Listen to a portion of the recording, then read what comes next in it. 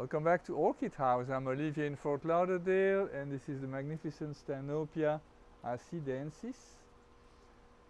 I mean, these Stanhopea flowers are always absolutely stunning. I will also post another video, a short one. Unfortunately, it doesn't have the format of a short, so I cannot post it as a short. I think it's only 23 seconds with a time lapse, and you see how the flowers open. I still have to master the technology. It's not going to be spectacular, but you see it open up and it's really cool looking. Towards the end of the video it's going to accelerate because there was wind, so anyway, I'll post it and I'll put a link with this one.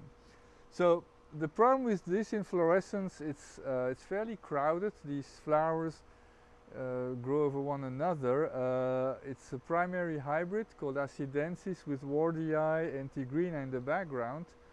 And wardii and tigrina, so tigrina is a very large flower, and this has the size of the tigrina, but in terms of the coloring and everything, it's a lot more like a wardii, I would say, although the shape not quite. I mean, it has a pretty big lip there. Unlike tigrina, the horns here are very thin and very elegant. And but so this flower is 15 centimeters across, so like 6 inches, which is pretty big. But they are kind of growing into one another, which messes up the presentation. Tigrina usually has like 2 flowers, sometimes 4, but usually 2. Wardii is one of the most floriferous Stanhopea, but has very small flowers. So this is kind of a mix. The flower is beautiful, but the arrangement and presentation is not ideal. Fragrance fantastic. As always, I struggle to describe it, but very pleasant. It's a very strong plant. It has 1, 2, 3 new growths already. It was repotted last year in a much larger pot, but it really thrives in there.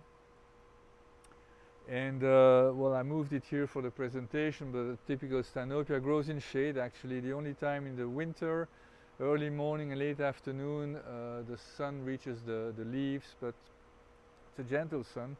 I water them every day. I mean, even with this big one, it's in an area where there's a lot of ventilation, and so the medium dries out very quickly every day, so I really have to water it every day. A lot of fertilizing, a lot more than your standard orchid. At least between May and September I will fertilize this 2 or 3 times a week, yeah. And yeah, that's it. I mean, it's a warm grower overall. Although tigrina actually will take colder temperatures. But as you can tell, so this is a magnificent and happy baby. And before I let you go, I also wanted to go back. The previous video I talked about Cattleya tigrina, and it was a standard color form, and I showed you this one with the closed buds, which were about to open up, and here they are opened up. So alba for Cattleya, well, alba typically means white. In this case, it's basically a green flower with a white lip, and they are magnificent. So that's it for today. Thank you very much. I will see you next time. Bye bye.